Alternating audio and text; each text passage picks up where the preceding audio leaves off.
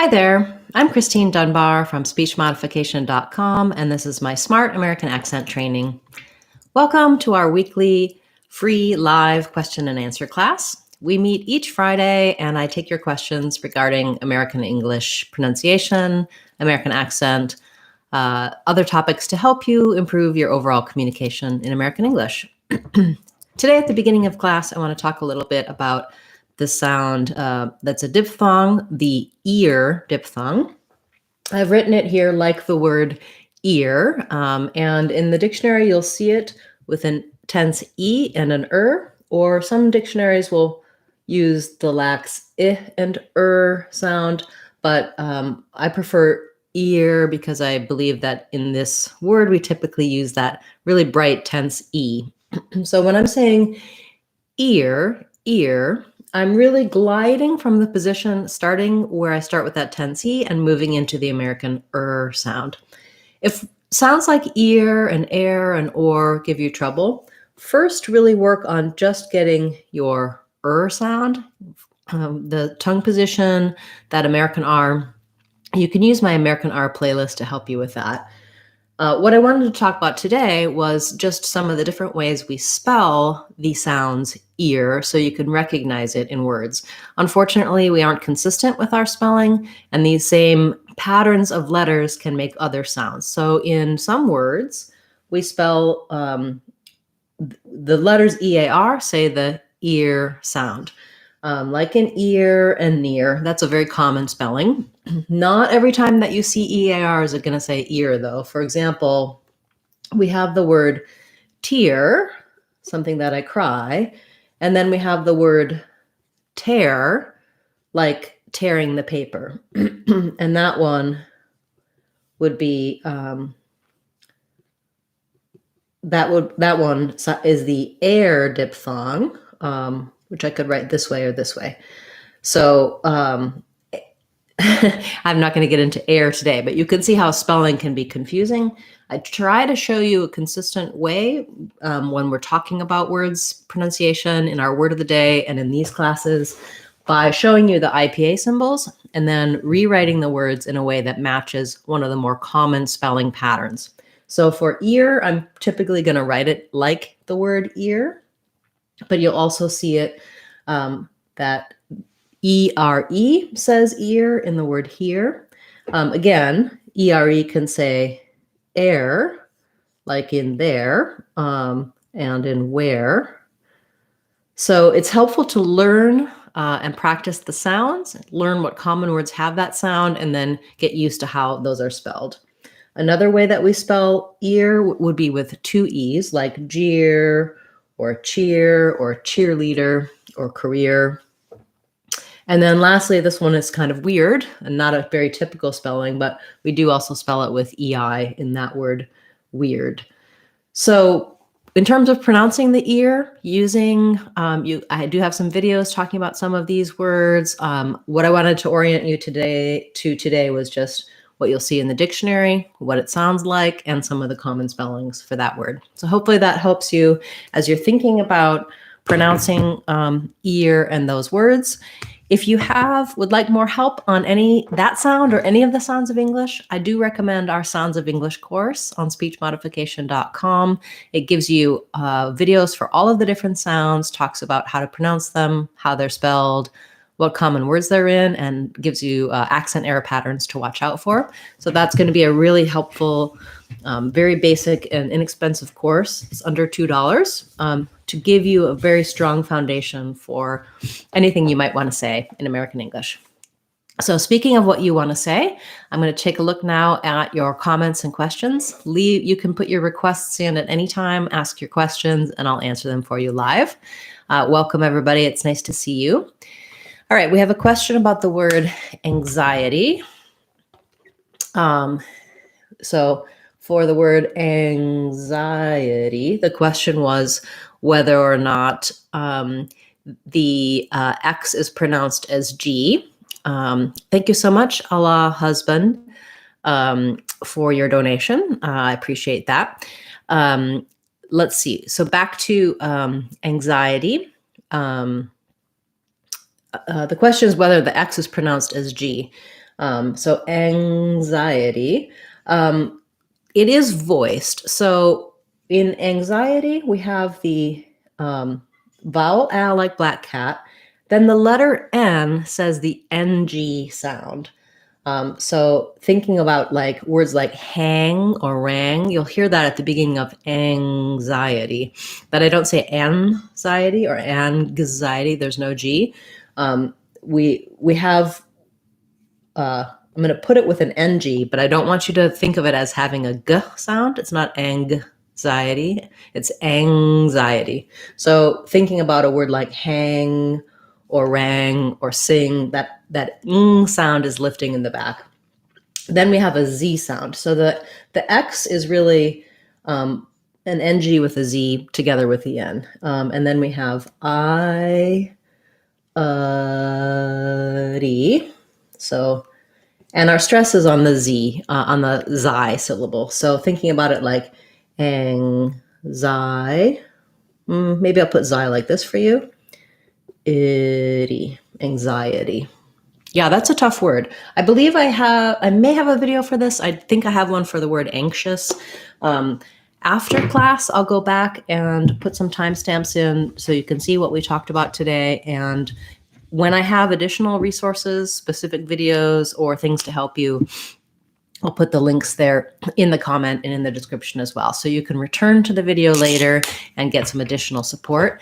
You can also ask questions or ask about specific things that I mentioned in class in a comment on any video, and I always follow up with those and let you know where you can find those resources. Okay, and then you also had the word disgusting. Disgusting. And even though in disgusting, we do have a G, disgusting, it really often does sound more like a K, disgusting, because we go from the S and we don't really put a lot of voicing in there, discuss. So disgusting and discuss, they both have pretty much the sk sound, disgusting.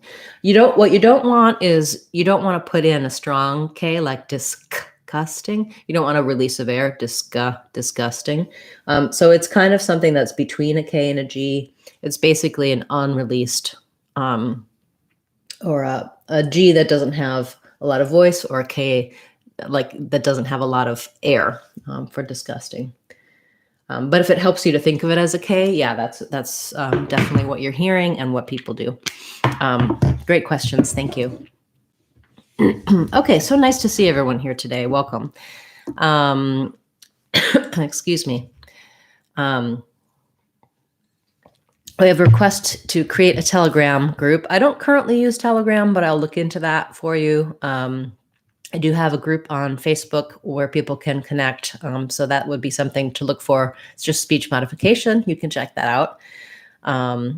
And okay, we have a question about the words condescending and innuendo. So for condescending, let me put the spelling in, condescending. So first thing to know, condescending, the send syllable gets the stress. So our con and d syllables are going to be shorter and reduced. Although we do have some secondary stress on con, because often if con is unstressed, it would have the schwa, the sound. But in this word, it does have the vowel. O often says when it's stressed. So it has secondary stress, and then main stress is on sending. Sending. So what we have, if I were to rewrite it, this is the IPA. It sounds like con, vowel and then this next E says vowel schwa, sounds like duh. Condescend. Then the C is silent. We just have the same as the word to send. So that has the red tent vowel, sounds like condescending. And then we just have our usual ing ending. So there's our ng sound that we mentioned in anxiety. So condescending. You might find it helpful to go syllable by syllable. Condescending. Another thing I recommend is that you start on the stressed syllable, and it will help you get the rhythm and the vowels correct. So just try, just like the word sending, and then add a short little conda at the beginning. Sending, condescending. Good word. Thank you for that request. Excuse me, I have a little bit of a clogged throat today. All right, so condescending, you also had another word. You were asking about innuendo. So in the word innuendo, same thing, third syllable stress. So innuendo, we stress on the end syllable, not the end, not the last, but the syllable that sounds like n, end. So it would look like in you endo. So this is an example of a letter U that says the U sound rather than just the oo sound. Sometimes there's a lot of confusion between whether I have a U like few or just an oo like new. I do have some videos about that to help you. Innuendo does have this glide, which means it has the U sound. That's what the letter J, yeah, in the IPA is that gliding yeah sound.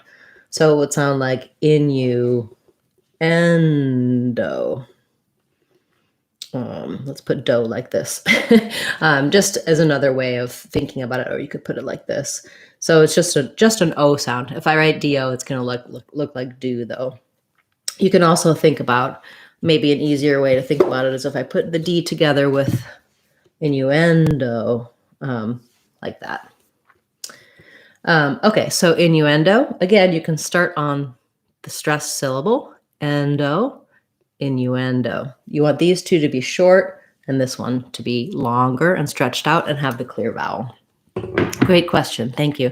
Nice to see so many good requests and questions today. Let's keep going and I'll see what has been asked next. So a request or question about pronouncing where were you? Okay, so the request is to, when saying quickly, where were you?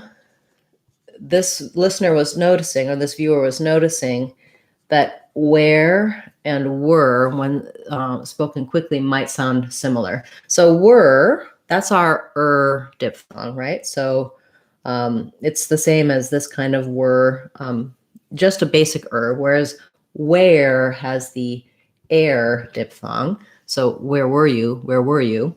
Where were you? I would say in fast speech, sometimes where might get a little bit reduced. The air is not as prominent. It sounds a little bit like where were you? Where were you? Because it's not stressed in this sentence, we're probably going to be stressing where were you? You might also be stressing where were you if you're asking specifically back to that person. Or I would say, where were you, if I knew that they were somewhere, but I didn't know where. At any rate, yes, it might sound a little bit reduced to an I think, though, you don't want it to sound like where were you? Where were you? You can hear if I'm intentionally saying were there, it's a little too reduced. So maybe you're not going to do a long stretched out, where were you? Where were you? But don't make them equal either. Not where were you? So a little bit more air glide on this one, and then no glide at all on this one. Where were you? Where were you? That's a good observation. Oftentimes on the R diphthongs, for example, like if I said it's for you, if I'm saying it's for you and I'm stressing on for, then I do have that or.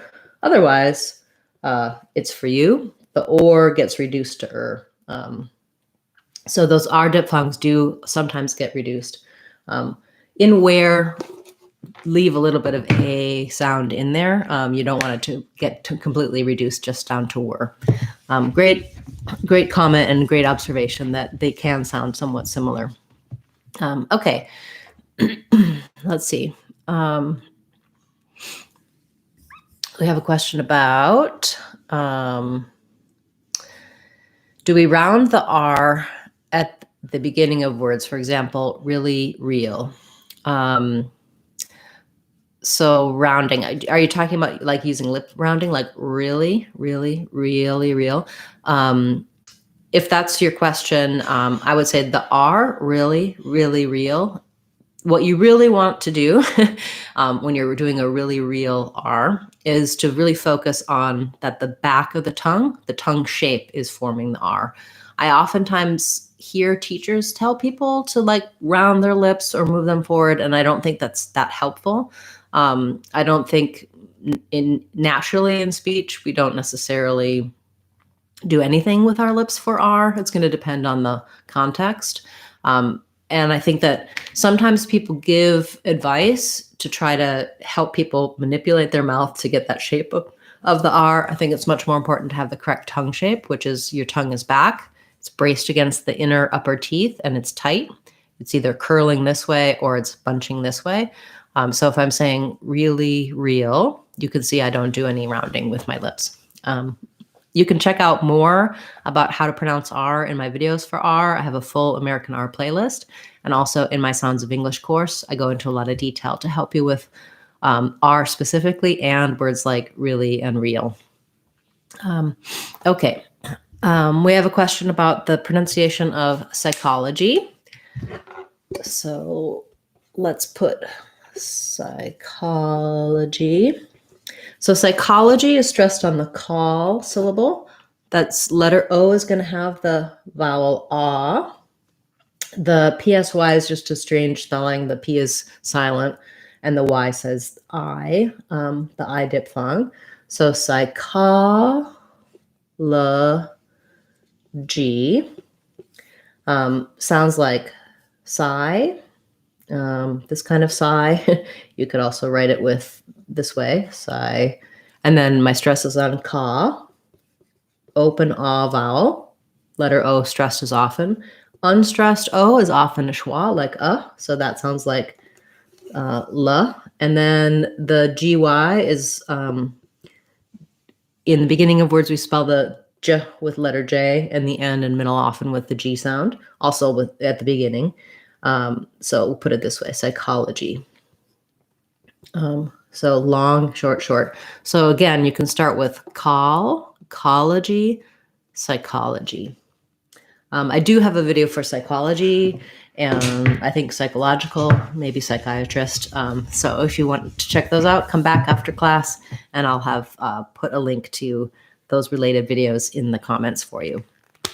Okay.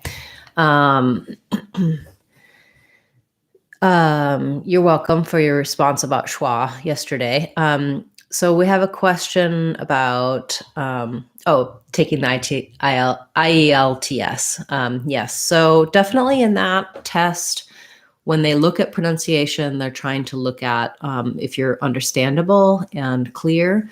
And a good way to practice for that is just do a lot of practice tests and do a lot of speaking. And if you can record yourself, make a video or an audio recording of yourself and listen, you're just going to do better if you practice actually speaking out loud more before you're taking the test. And then, of course, working on pronunciation generally can help you as well. Great. Great questions today. Do feel free, if you are watching and you haven't asked a question yet, you can go ahead and do that and I'll be happy to answer it for you. Okay, so we have a comment about pronouncing American T as D, and you're saying that you notice it sounding like a rolled R. So to give you a little context for that, what we have a sound in English and in other languages that's called a flap. And in English, we use that for the T and the D in the middle of words and when we're linking. So in a word like water, this T is a flap. In a word like header, this D is a flap. So I often tell people in water, think of it as a D. That's just because we naturally do a flap for a D in the middle more easily. And what you're noticing is For you, you're trying to do a flap and it's coming out sounding like an R. In some languages, they use a flap for the R. So a flap is really, if I had a rolled R, like with lots of R's, like red, very, that's a bunch of flaps in a row. And just one flap is just like one roll of a rolled R. So just touching up where my tongue touches in the front for a rolled R with my voice on, but not building up any pressure, not doing a true T or a true D. T and D, t and d, build up pressure and release it in an explosion. A flap, water, header, no pressure builds up. My voice is on and I'm just lifting the tongue in the spot for the T and the D. So often I'll hear an error or a pattern for people saying a word like very. Americans use that back American R. If you have more of a rolled R in your language, you might say the American word very more like very, very. That's just using a flap. So it's the same sound. I would write it this way to represent it in American English because we tend to write the flap as D's, very, very. So if you're hearing an R when you're trying to do the D, if it's just one flap, you're getting it correctly. It's just that in your language or your sound system, a flap is usually an R rather than a T or a D. So the flap is really its own sound. I often call it flap T because that's where people need to work on it to have that American sound, because that's one of the distinctive aspects of the American accent, that we say water versus other dialects of English that say water with a true T with a burst of air. At any rate, you might not be wrong. If you're saying water with a multiply rolled R, it's not going to be correct. If you're having one roll of a rolled R, that is a flap and you're doing it the right way. Okay, so that's something that people often have questions about, and I'm often explaining that in comments to people. So I would, you might be watching this later because I sent you here after you had a comment or a question about it. Flap is an interesting sound, and I do often call it flap T because that's helpful for trying to master the American accent. Thanks for bringing that up. Okay. Great. Okay, so I hope that was helpful for you. That's kind of a lot of detail about the flap, but I do think it's nice to know about it, and it's something that can be awfully helpful when you're looking at how we use T and D in the middle of words, and especially then also how we connect them together. Okay, we have another question for the word indigenous. So for indigenous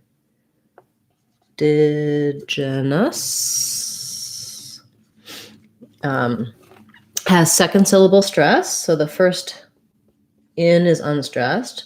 And then it looks like the word dig, but we use a j here, indigenous. So we have that j sound that we talked about earlier. That's like a J sound, indigenous. Two unstressed schwas after that. So both the OU and the E just say the sound. So it sounds like indigenous.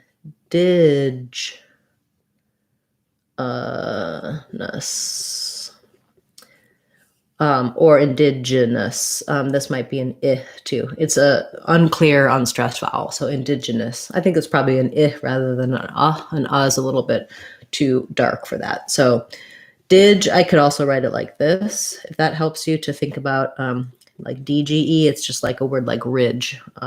So short and long on dig, indigenous. And again, you can start on dig, digenous, indigenous. Yeah, that's an important word to be able to say. Thank you for bringing that up. Okay, wonderful to see everyone here today. I will be back again tomorrow with another Word of the Day class, as well as on Friday. We'll have our live question and answer class next week. Also on Sunday, we'll have our members only class. Channel members can, if you join as a channel member, you can come every Sunday and they can ask their questions at any time throughout the week, and I'll answer them for them on Sundays. So even if they can't make it to the live class, they can still get their answers right away. Other requests that come in, I have a great, nice long list, and I'm working through them day by day in our Word of the Day videos. So if you ask for something, it's going to be probably a couple months before I get to your word, but don't never fear if you asked a couple months ago, it should be coming up soon. And I also send you a quick note in the comments to let you know when your video is happening. So keep those requests coming. It helps me know what to cover in these classes and what new videos to make for you. Wonderful to see everyone here today, and I hope to see you again soon. I'm Christine Dunbar from SpeechModification.com. Remember, if you want to sound like a native speaker, you can do it. SpeechModification.com. Bye, everyone. Thanks so much.